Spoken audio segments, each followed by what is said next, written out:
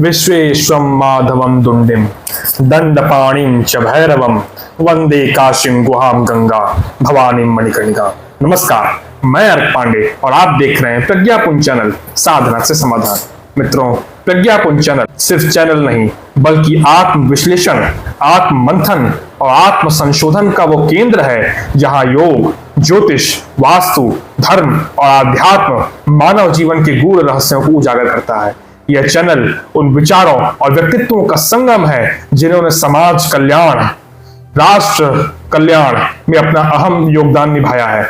आज हमारे साथ ऐसी ही एक महान व्यक्तित्व वाले समाज सेवी, राष्ट्रनिष्ठ तथा परम आदरणीय श्री प्रवीण प्रकाश जी उपस्थित हैं और आपसे निवेदन है कि आप हमारे समाज को, राष्ट्र को अपना परिचय स्वयं दें। Thank you. मेरा नाम प्रवीण प्रकाश है। मैं वाराणसी में हैदराबाद गेट के पास महामनापुरी कॉलोनी का निवासी। इससे पहले मैं 30 साल में आईएएस में था। आईएएस में मैंने आंध्र प्रदेश में सेवा की, 25 साल आंध्र प्रदेश में रहकर आंध्र प्रदेश के लोगों की सेवा की और 5 साल में बीच में भारत सरकार में भी गया और 5 साल मैंने भारत सरकार से पूरे देश में देशवासियों की सेवा की। तो 30 साल मैं आईएएस में रहा और अब मैं वाराणसी में, जैसे मैंने बताया, मैं रहता हूँ। और अब मैं अपने करियर 2.0 को मैंने 2 भागों में बांटा हुआ है। मैं प्री लंच और पोस्ट लंच की तरह।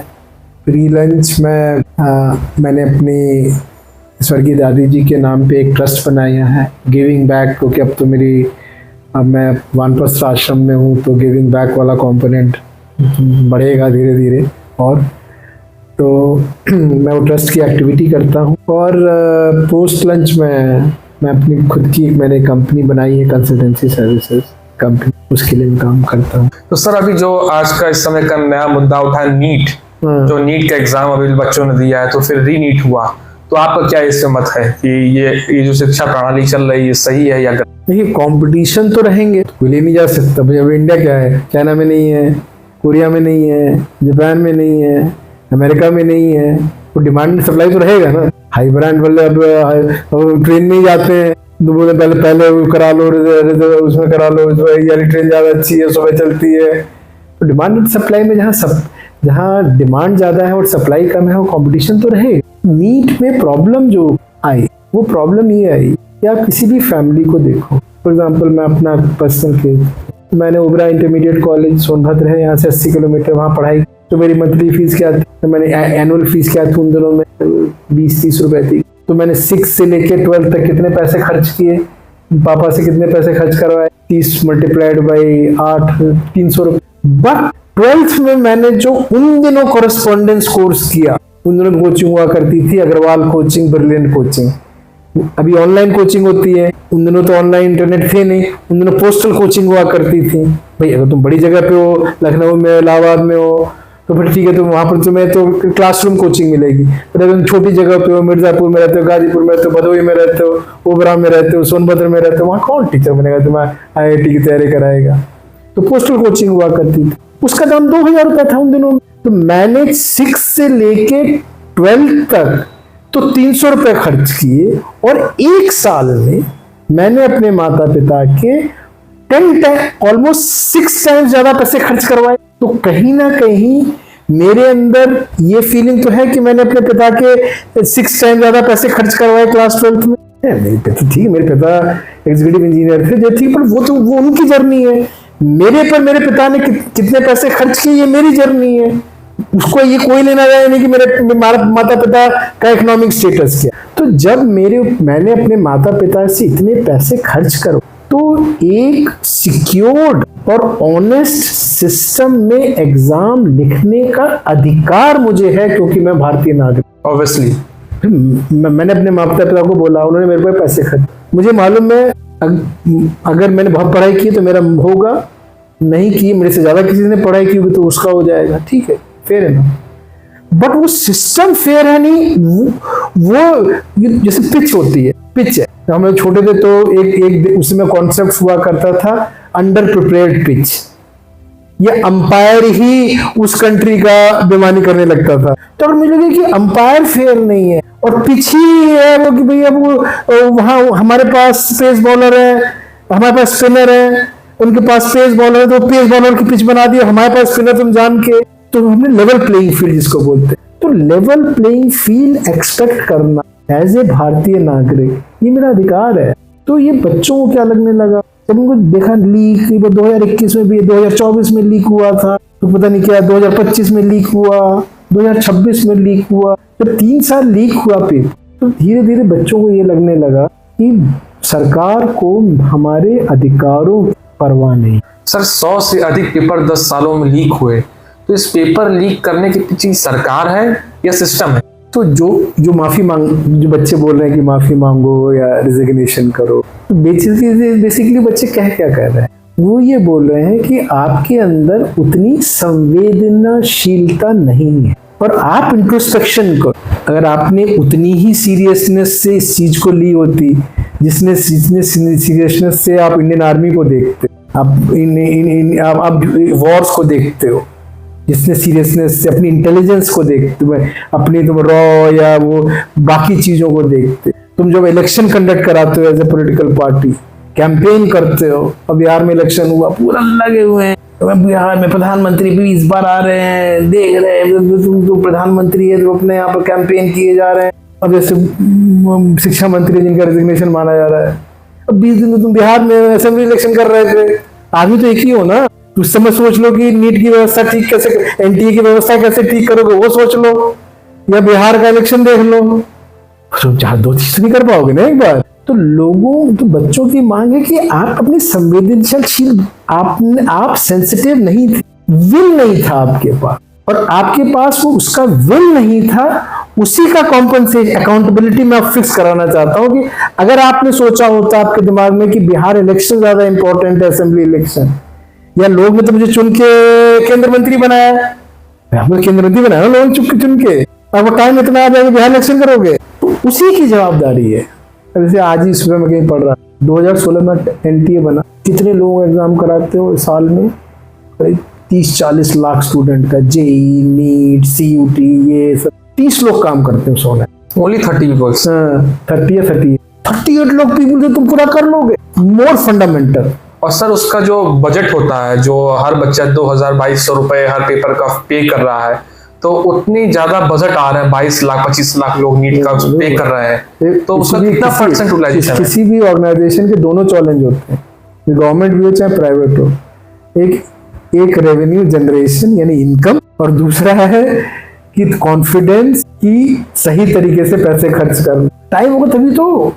अब एनटीए, दूसरा लोग जो पूछते हैं, आपके पास सीबीएसई है, आप एग्जाम कंडक्ट कराते हो सीबीएसई से, हर एक साल कराते हो ना, 10th 12th के कराते हो, आपका एनटीए, आपका नीट एग्जाम 12th के बाद ही होता है, ठीक है, वो तो आपका कंप्यूटर उसमें होता है, आई थिंक उसमें होता है ना, वो ऑब्जेक्टिव टाइप होता है, ऑब्जेक्टिव टाइप है ना, सब्जेक्टिव टाइप नहीं है ना, ऑब्जेक्टिव है, ऑब्जेक्टिव। पहले सीबीएसई कर रहा था एग्जाम करना, आपको जरूरत क्या थी एनटीए क्रिएट करने, जस्ट बिकॉज एक नई सरकार आती है, बोलती मुझे नया नया करना है।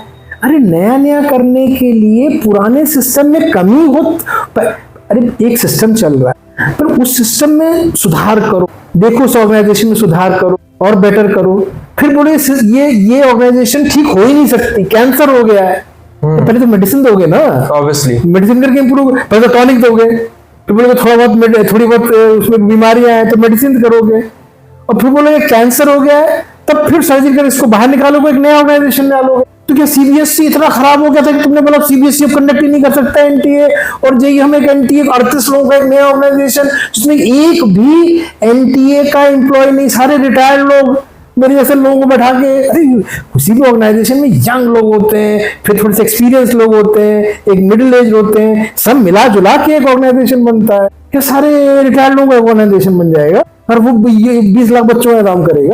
तो कहीं ना कहीं दूसरा, अगर आप देखो, ये सब तो पेपर में, ये सब तो डॉक्यूमेंटेड, जो एनटीए का चीफ था उसकी पोस्टिंग नीट एग्जाम के एक महीने पहले की, 3 मई को नीट एग्जाम है, 3 अप्रैल को पिछले 1 साल से पोस्ट ही खाली है, तो कौन कर रहा था फिर? लोगों ने पूछा फिर वो काम कर कौन रहा था, डील कौन कर रहा था पूरी चीजों को, तो कौन कर रहा था? कहते पोस्ट खाली है, तो बोले पोस्ट खाली है तो कौन काम कर रहा था? बोले थे कि वो नवोदया के जो कमिश्नर थे उनको बोला था कि तुम 2 टाइम में, तुम्हारा 2 टाइम काम नहीं, आधा टाइम वहां बैठो और आधा टाइम यहाँ बैठो। तो तो आधा टाइम यहाँ बैठो, आधा टाइम वहां बैठने से क्या हुआ? नवोदया में उसको 100% टाइम लगाना था, उसने वहां 50%, नवोदया भी गया और ये भी गया। क्यों? इतने लोग हैं तुम्हारे पास, तो एक आदमी नहीं मिला। इन सब की जवाबदारी एजुकेशन मिनिस्टर से बच्चे मांगे। इतना क्या हद? आप नहीं बोल सकते हाँ ये 5-10 चीजें हमसे गलती हो गई, हमसे सब ठीक हुआ, हमसे सब ठीक हुआ, हमसे ये ठीक है। और 21 बच्चों के जो जाने गई, उस पर सरकार को क्या एक्शन लेना चाहिए? तो पहली बात तो आजकल जो काउंसलिंग सिस्टम, आपके जो काउंसलिंग सिस्टम है, इन काउंसलिंग सिस्टम, ये तो स्ट्रेस वाले एग्जाम है। तो इस स्ट्रेस वाले एग्जाम में पहले आपने कोई ऐसा सिस्टम बनाया है जिसके थ्रू आपको समझ में आ रहा है कि कौन स्ट्रेस में जा रहा है, कौन स्ट्रेस में नहीं जा रहा है। होगा तो वही 1 लाख बच्चों का ही होगा, 23 लाख बच्चों का तो नहीं होगा। ऑब्वियसली नहीं होगा। बट उन 23 लाख बच्चों, बेटा मत हारो। ये लाइफ का एक पार्ट है। जिस तरह शरीर के हर एक ऑर्गन की इंपॉर्टेंस है और समाज में हर एक वॉक ऑफ लाइफ की इंपॉर्टेंस है। डॉक्टर बनना एक वॉक ऑफ लाइफ है। मैंने 11th-12th बायोलॉजी में किया है। ये 7 और भी ऑप्शन है, उतने ही पे रिन्यूमरेटिव ऑप्शन है। इस चीज को बार बार बच्चों को बताना भी तो जरूरी है। तो किसकी रिस्पॉन्सिबिलिटी है ये बताना? सरकार की रिस्पॉन्सिबिलिटी किसकी है? ये सब चीजें सरकारी की है ना, किसकी और किसकी है? भैया टैक्स कलेक्ट क्यों कर रहे हो? फंडामेंटली तुम टैक्स कलेक्ट क्यों, टैक्स का कलेक्शन क्यों है? टैक्स का कलेक्शन इसीलिए है कि हम उस पैसे से लोअर मिडिल क्लास और गरीब फैमिलीज को हम मिडिल क्लास या अपर मिडिल क्लास बनाएंगे। हम यूथ को और जो यंग बच्चे हैं उनको मेन स्ट्रीम करके उनके पैरों पे खड़े होने तक की हम उनकी असिस्टेंस करेंगे, इरिस्पेक्टिव ऑफ चाहे तुम रिच हो, चाहे पुअर हो, चाहे मिडिल क्लास। और किसकी रिस्पॉन्सिबिलिटी है? तो टैक्स क्यों दे भाई हम टैक्स क्यों दे? फिर क्यों दे रहे आप टैक्स? वो कोई तो पर्पस है ना, वही तो कंपल्सरी। मैंने इतनी मेहनत से पैसे कमाए हैं तो कंपल्सरी तुमने आगे ले गए तुम मुझसे, ठीक है। एक लॉ एंड ऑर्डर करना है, ठीक है, लॉ एंड ऑर्डर होना चाहिए, ठीक है, समझा। पुलिस, कॉमन रोड अच्छी होनी चाहिए। और तीसरी रिस्पॉन्सिबिलिटी, 3 रिस्पॉन्सिबिलिटी है ना गवर्नमेंट की। इसलिए तुम मुझसे मैं चाहूँ ना चाहूँ मुझसे टैक्स ले लोगे ना। तो मैं बोले नहीं इस साल मेरे को थोड़ी कम इनकम, मेरे को बहुत पैसे की जरूरत है इस साल, मैं मेरे बच्चों का इस साल क्लास थोड़ी सी मैनेज करनी है तो मेरा एग्जाम्पशन दोगे क्या? मेरे को टैक्स दोगे? सही बात है। और सर अब जो ये समस्याएं बढ़ रही हैं, जो जिस तरह से पब्लिक की अग्रेसिवनेस बढ़ती चली जा रही है, जो संसद तक के जो मार्च हुए जिसमें बहुत से बच्चों को पीटा गया, तो क्या ये पूरे बच्चे थे कि अलग अलग पार्टी से भी लोग थे और कुछ उग्रवादी भी थे उसमें? पॉलिटिकल पार्टी एक उत्प्रेरक या कैटलिस्ट का रोल कर सकते। वो 5 को वो 6, वो 4 को 4 से मल्टीप्लाई करके 6 होगा 24 कर देंगे। 7 होगा उसमें वो 6 से मल्टीप्लाई करके वो 42 कर देंगे। और अगर 0 होगा तो 0 ही रहेगा ना। 5 से मल्टीप्लाई करो तो वो भी 0 है। तो कहीं ना कहीं बच्चों में ये फीलिंग बहुत दिनों से, 3-4 सालों से, हमें 2024 इतने सालों से देख रहे हैं, रोज लीक हो रहा है। तुम सरकार हो आए एक प्रेस कॉन्फ्रेंस की, हाँ अब ये हम इसको कैंसिल कर रहे हैं। भाई ऐसी इतनी जल्दी बोल के चले गए, बस चल के बोल कैंसिल को चले और बोले नहीं हमने क्या किया, हमने 5 लोगों को सस्पेंड कर दिया। डेवलपमेंट हमेशा जो बोलते हैं कि डेवलपमेंट प्रोग्राम होता है वो नीचे से ऊपर होता है। बोलते हैं कि अब किसी सिटी में अगर को डेवलप करना है, पहले बस्तियों को डेवलप करो, फिर कॉलोनियों को, LIG कॉलोनी को करो, फिर MIG कॉलोनी करो, HIG को। जब अकाउंटेबिलिटी फिक्सिंग होती है तो ऊपर से नीचे है ना, उसमें भी नीचे से ऊपर करना है। एक दुनिया में कब और किस युग में हुआ है? तो ऊपर में क्या अकाउंटेबिलिटी फिक्स किया? अकाउंटेबिलिटी फिक्सिंग, रेगुलेशन, इन्फोर्समेंट, दंड हमेशा ऊपर से नीचे से ऊपर में करोगे तो कौन कभी भी, अभी नहीं, वर्ल्ड में किसी कंट्री में किसी युग में कोई स्वीकार नहीं करे। जो उनकी मांगे हैं, मांगों में सब्सटेंस है, इसीलिए तो ट्रैक्शन आ रहा है ना। क्यों? कैसे स्पॉन्टेनियस लोग पहुंच जा रहे हैं जंतर मंतर, कैसे स्पॉन्टेनियस बच्चे दिखाओ, किसी भी कोई भी बड़ी पार्टी है, पे करके बुलाओ किसी को, कोई आएगा? पैसे से यूथ को नहीं ला सकते आप रोड पे, कोई उसके पास इनफ है अपने लिए कुछ करने के, यूथ ही है ना सारे। तो सर सोनम वांगचुक जो इस समय बहुत हाईलाइटेड है, तो सर उनका जो अनशन इस समय हो रहा है, तो उसका सर उस पर क्या मतलब उसका इफेक्ट आया है सरकार के ऊपर, और क्या इस पर कुछ परिवर्तन आने की संभावनाएं हैं? आई थिंक सोनम वांगचुक जी ने जो किया, इट्स वेरी मैंने हार्टनिंग, और वी मस्ट अप्रिशिएट। तब तक लोगों को लगा कि केवल बच्चे ही बच्चे हैं, बच्चे ही बच्चे हैं। जैसे ही एक सीरियस एक एडल्ट उसने आके इनका हाथ पकड़ा इस एजिटेशन, देन द इंडिया के जो एज्ड ग्रुप, जो जनरेशन एक्स था, जनरेशन वाई था, दे हैड बिकम एक्टिव, तो दे आल्सो सेड कि हमें जेनजी की हेल्प करिए यार, देखो यार ये तो हमारा ही जनरेशन। बाकी जो ग्रुप्स थे, पॉलिटिकल ग्रुप्स के, जो इस जनरेशन के लोग थे, जेन वाई और जेन एक्स, जैसे सोनू वांगचुक जी का सबसे बड़ा कंट्रीब्यूशन इस एजिटेशन का हमेशा याद रखा जाए कि उन्होंने ओल्डर जनरेशन वाले लोगों को भी इस एजिटेशन में जोड़ा। उनमें सीरियसनेस कि जस्ट बिकॉज ये बच्चे हैं, जस्ट बिकॉज ये यंग है, इनको इतना कैजुअली मत लो, मुझे इसमें सत्य दिखता है और मैं अपना क्रेडिबिलिटी इसमें ऐड कर रहा हूँ। तो तुम मेरे को, तो मैं तो तुम्हारे जनरेशन का हूँ, तो तुम तो मुझे मेरी चीज़ों को ध्यान से सुनते हो, तो इनकी ग्रीवेंसेस को भी ध्यान से समझो, और उसी से पूरी सीरियसनेस। तो इसमें सीजीपी का क्या रोल था, कॉकरोच जनता पार्टी? हर एक चीज में हमेशा मोती तो रहेंगे, समुद्र में मोती ही मोती। वो मोती को पुरोने के लिए वो धागा चाहिए, तभी माला बनी। ये जो दो लड़के हैं, नाम मुझे क्या, एक जो बॉस्टन में था और एक लंदन में था, इन दोनों बच्चों ने वो धागे का काम किया। उन्होंने इंडिया के सारे मोती जो युवा थे उनको पिरो के एक माला, वो माला ही तो अभी गवर्नमेंट को हिला रही है, नहीं तो मोती वो समुद्र में कहीं कहीं पड़े हुए थे। मोती है, सॉरी सीजीपी है, ये दो जो लड़के हैं जिन्होंने स्टार्ट किया था, फाउंडर ऑफ, अब इसको स्टार्टअप माने अगर, तो उसके जो फाउंडर और को फाउंडर, मेरे लिए वो धागे हैं, और इन धागों ने उन मोतियों को ले आए, और ये एक फॉर्मेडेबल माला है। सरकार द्वारा जो बच्चों पर लाठीचार्ज कराया गया, मैंने तो सुना कि कांटे वाली लाठियों से बच्चों पर, छोटे छोटे लड़कियों पर जो है कई बार जो है मतलब प्रहार किया गया, तो उस पर आपको क्या करना चाहिए सरकार को, या आपको क्या मत है इस पर?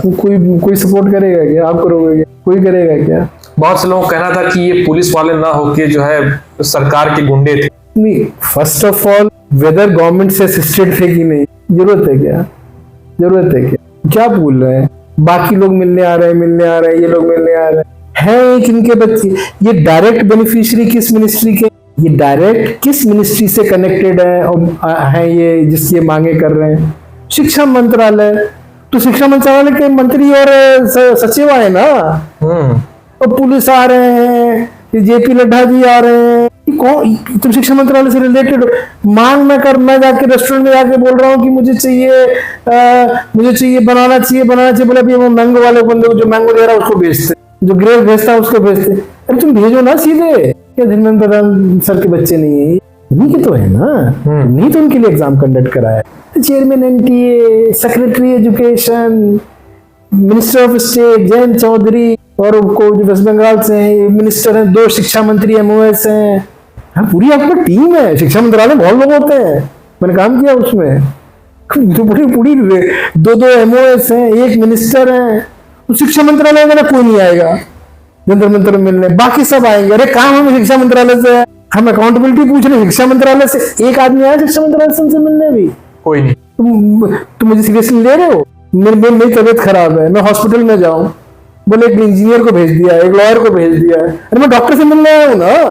बहुत से पार्टी वालों को, भारतीय जनता पार्टी वालों को कहना है कि इसमें जो है मुस्लिम्स बहुत ज्यादा हैं, और ये जो है एक मैटर नेपाल, मतलब इंडिया को नेपाल में कन्वर्ट करने का ये एक तरह से इस मैटर को उठाया गया है कि मतलब डिवाइड करने की बात चल रही है, गवर्नमेंट को गिराने की बात चल रही है। तो उस पर आपको क्या कहना है, क्या ये सच है? बात ये है कि सपोज जंतर मंतर पे 10,000 लोग, अगर एक बच्चा भी वहां नीट का एस्पिरेंट था जिसको ये फीलिंग हुई कि उसके अधिकारों का हनन हुआ, उसको एड्रेस करने की तुम्हें रिस्पॉन्सिबिलिटी नहीं है? अगर एक भी बच्चा हो, तो तुम बोलो कि 10,000 बच्चे में ऐसे कुछ हैं ऐसे लोग जो कि नीट की प्रिपरेशन नहीं है, कोई कॉम्पिटिटिव एग्जाम नहीं लिखा है, बाकी की तो है। पहले ही दिन शिक्षा मंत्रालय के मंत्री और उसके अधिकारियों को उनसे संवाद क्यों नहीं करना चाहिए? आप बताओ ना, तुम आ गए, तुम हमारी थे, तुमने एग्जाम लिखा था, तुम आ गए वहां, पहुंच जाते ये लोग, अपने पहुंच जाते शिक्षा मंत्री और एमओएस, वहां पर बुला लेते, बोले बेटा मेरा रेजिग्नेशन क्यों मांग रहे हो, क्या है बताओ ना, मेरे से क्या गलती हुई। बोले ये हुई ये हुई ये हुई। हमको अब इसका आप मेरे को आंसर बताओ, 1 साल तक डीजी पोस्ट एनटी खाली रखोगे? बिल्कुल गलत है। 7 साल हो गए हैं और रिटायर्ड लोगों से संस्था चलाओगे? सही है। सीबीएसई से अलग क्यों? मैं सबसे फंडामेंटल पहले सीबीएसई कर रहा था। सीबीएसई का तो वेल ग्रीस सिस्टम है, रीजनल ऑफिस है, ये है, हर 1 साल कराते हैं, 10th-12th के एग्जाम कराते हैं। इस बार उन्होंने भी गलती की, वो अपने जो कंप्यूटर चेकिंग में वो ठीक है, that is a second separate story. उसको अगर हम निकाल दें, बट बाकी तो ठीक ही चल रहा था सीबीएसई, वो भी लॉट्स ऑफ इयर्स से सही इतने सालों से चल रहा है। उनसे क्यों नहीं करवा रहे हो तुम? जस्ट बिकॉज कि कांग्रेस वालों ने सीबीएसई से जेई और नीट कराया तो हम भारतीय जनता पार्टी इस्लामिक नहीं। देश एक है, सरकारें आती हैं जाती हैं, पॉलिटिकल पार्टीज बनाती हैं, एक पॉलिटिकल पार्टी आती है, फिर कुछ साल काम करती है, फिर दूसरे, show keeps going on. Stage है, एक आज एक पॉलिटिकल पार्टी का दूसरी पॉलिटिकल पार्टी, उसको लेकिन मैं स्टेज ही चेंज कर दूंगा। सोचो ना, इसके बारे में सोचने की जरूरत है ना इनको।